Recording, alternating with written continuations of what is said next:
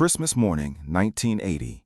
A boy kneels on a shag carpet in a living room lit by string lights, tearing wrapping paper off a box he has begged for since September.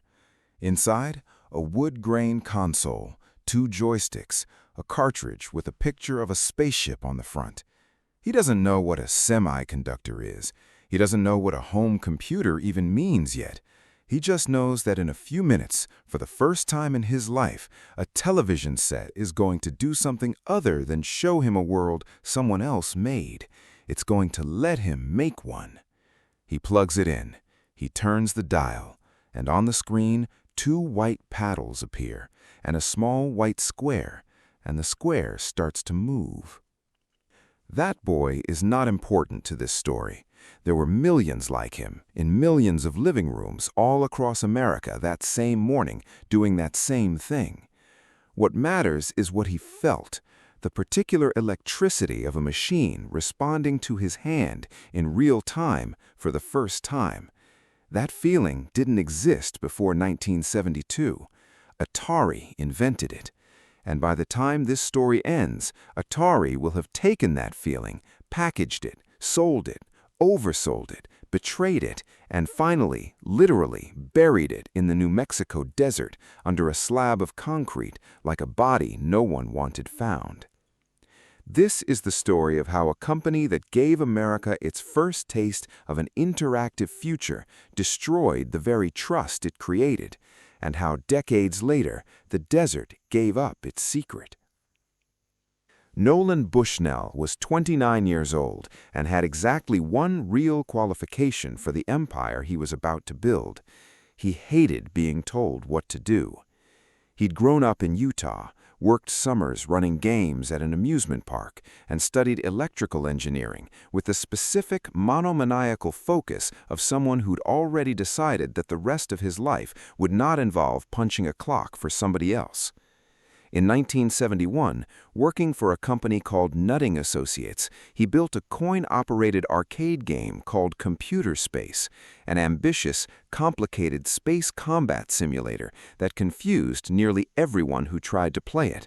It flopped, but Bushnell learned something from the flop that mattered more than the game itself.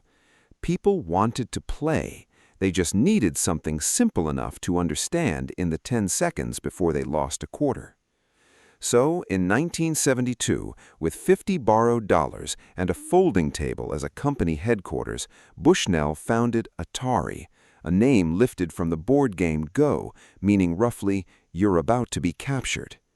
He hired a young engineer named Al Alcorn and gave him what was supposed to be a training exercise: build a simple tennis-style game as practice before a bigger project. Alcorn built Pong.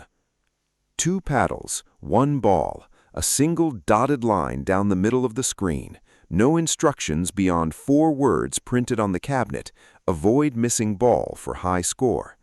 It was by any technical measure almost nothing, and it was by any human measure a revelation. Bushnell put a prototype cabinet in Andy Capp's Tavern, a bar in Sunnyvale, California, more or less as a formality, a test before manufacturing began.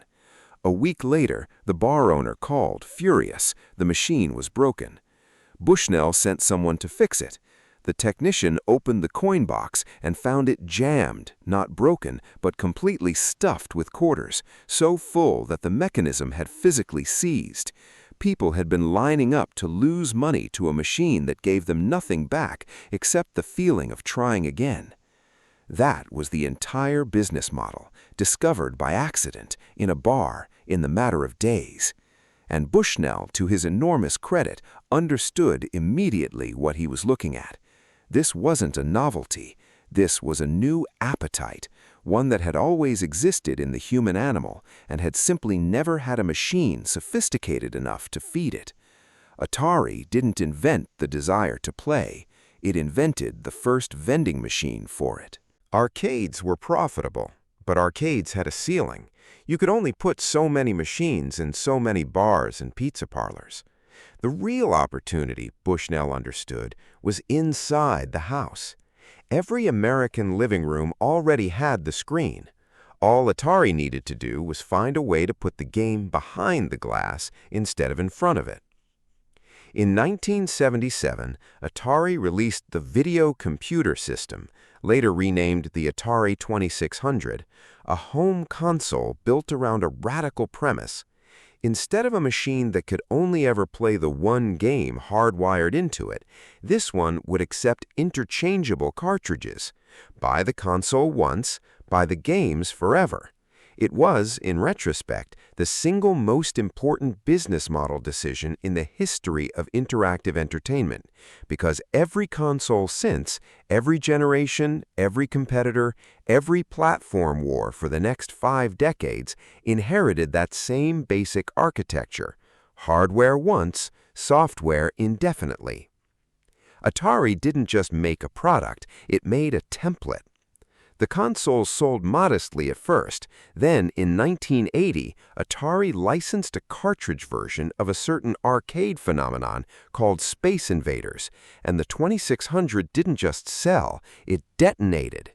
Console sales quadrupled in a single year. By 1982, Atari accounted for roughly 70% of the entire home video game market in the United States. The company, which Warner Communications had bought in 1976 for $28 million, was now generating more revenue than any division Warner owned, more than the movie studio, more than the record label. At its peak, Atari represented close to 10% of Warner's total corporate income. A company built on quarters jammed into a bar machine had become one of the fastest-growing enterprises in American corporate history. And this is where the story stops being a triumph and starts, quietly, to curdle. Here is the uncomfortable truth sitting in the middle of Atari's rise, the one that makes this story more than a simple cautionary tale. The very thing that made Atari succeed so explosively, the cartridge model, the endless appetite for new games, the licensing gold rush, was structurally, mathematically incapable of sustaining the quality that had built it. Think about what a cartridge actually was from a corporate finance perspective. It cost Atari roughly the same to manufacture, regardless of whether the game inside took 2 years of careful design or 6 frantic weeks. But it could be sold at the same retail price either way. Once the console was in 10 million homes, every cartridge, good or bad, was a nearly pure profit event. A rushed game printed the same margin as a masterpiece. From a spreadsheet's point of view, there was no reason to take the 2 years. Atari's own engineers understood this danger from the inside and understood it painfully. In 1979, 4 of the programmers responsible for some of the console's most successful cartridges, men who had, in effect, generated tens of millions of dollars for the company, discovered that Atari's management refused to credit them by name on their own creations, worried that acknowledging star programmers would make them harder to retain and more expensive to pay.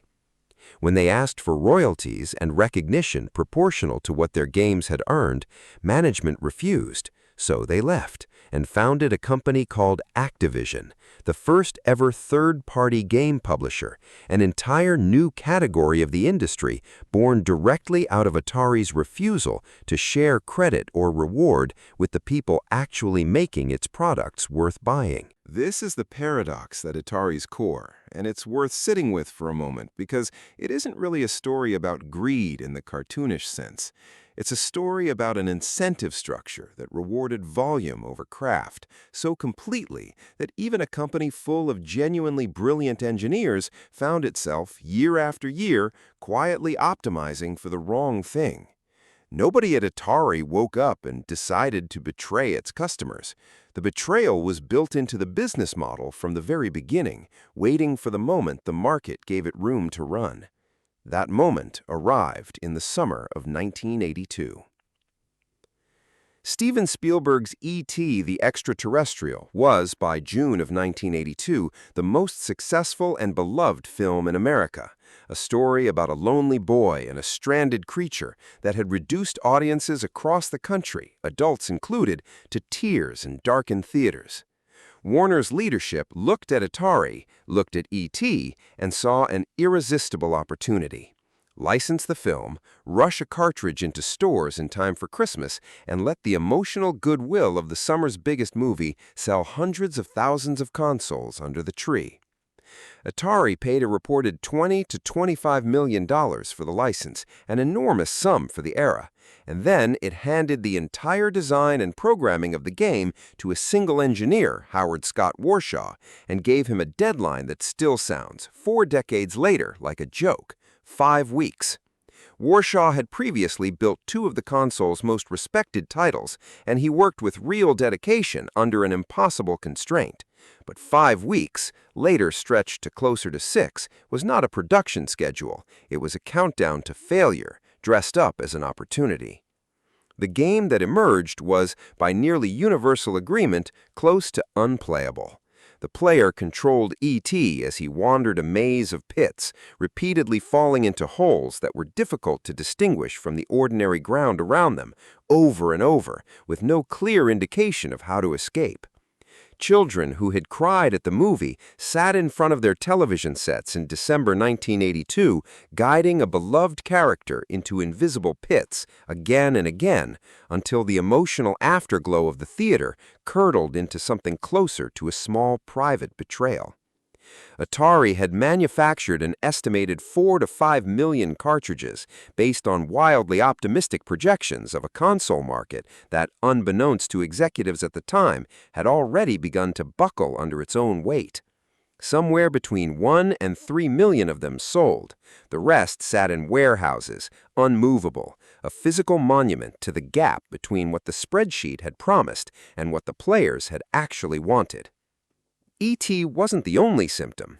Across 1982 and into 1983, the entire home video game market in the United States was quietly collapsing under a version of the same failure, multiplied across dozens of publishers who had rushed into the cartridge gold rush without Atari's engineering discipline or its brand trust. Shelves were flooded with licensed games of shockingly low quality. A Pac-Man port so poorly executed, it became, alongside E.T., one of the 2 most infamous failures in the industry's early history. Retailers who had over-ordered based on the previous 2 years of explosive growth found themselves sitting on unsellable inventory. They responded the way retailers always do when trust breaks. They slashed prices, dumped stock in bargain bins, and many simply stopped carrying video games altogether, treating the entire category as a fad that had run its course. The numbers tell the story with brutal clarity. The American video game industry, worth over $3 billion in 1983, contracted to roughly $100 million by 1985, a collapse of more than 95% in barely 2 years. Atari's own losses were staggering. The company that had once generated 10% of Warner's income now hemorrhaged hundreds of millions of dollars, and Warner's stock cratered alongside it. In 1984, Warner sold off the home computer and console divisions for a fraction of what Atari had once been worth, breaking apart the company that a decade earlier had been founded on $50 borrowed dollars and a folding table. Here is what makes this different from a slow suffocation or an outside killing. Nobody did this to Atari. No foreign competitor undercut them, no regulator intervened, no single bad decision by a distant board sealed their fate. Atari built the machine that created the appetite, then fed that appetite lower and lower quality food until the appetite itself died of exhaustion. It is one of the only true cases in American corporate history of a company essentially destroying the market it invented through its own success turned inside out. That is the shape of a sudden betrayal, not a stab in the back from someone else, but the moment a company breaks a promise it made to the very people who trusted it first. For years afterward, there was a rumor, the kind of story that circulates at the edges of an industry, told half as legend, half as joke.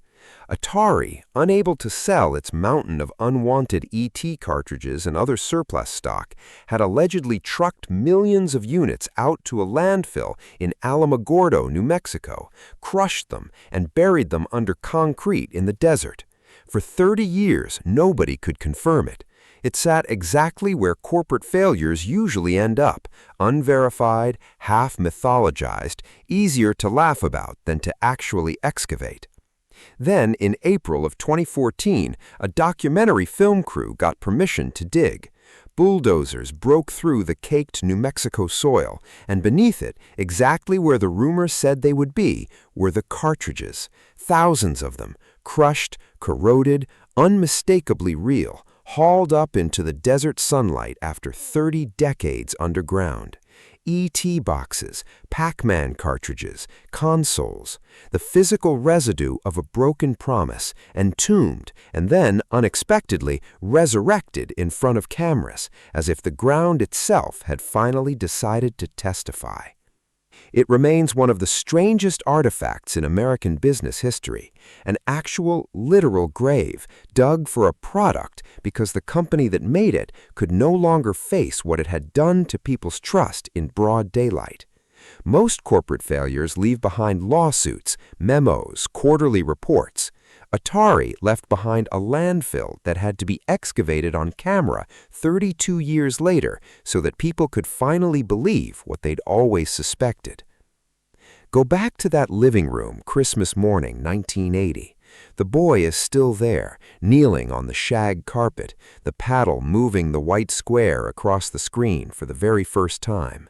He doesn't know yet that in 2 years, this same company will hand him something rushed, broken, and cynical, wearing the face of a movie he loved. He doesn't know that the trust he's feeling right now, pure, uncomplicated, the trust of a child in a machine that finally listens back, is the exact thing that will be spent, carelessly, by people in a boardroom he will never see. But here's what's worth sitting with all these decades later. That feeling didn't disappear when Atari did. It went somewhere. It went into Activision, founded by engineers who left because they wanted to be credited and rewarded for craft instead of volume. It went into Nintendo, which studied Atari's collapse with total seriousness and built its own American revival on a foundation of strict quality control, a rule essentially invented in direct response to the ET cartridge that no licensed game would ever again be allowed to reach a shelf broken. It went into every console generation since, every one of which still runs on the cartridge and hardware architecture a folding table company invented in 1972. Atari didn't just fail, it taught an entire industry at enormous cost to itself exactly what happens when you stop respecting the person holding the joystick. Every studio that has ever delayed a release to fix a broken game, every publisher that has ever turned down an easy licensing cash grab, is quietly paying down a debt that Atari incurred in a New Mexico landfill in 1983. That's the real inheritance, not the cartridges, the lesson buried with them. If a story like this is worth something to you, if you want to understand not just what these companies made, but what they broke and what they taught the rest of us by breaking it, that's exactly what this channel exists to dig up. Hit subscribe, and I'll keep pulling these stories out of the ground.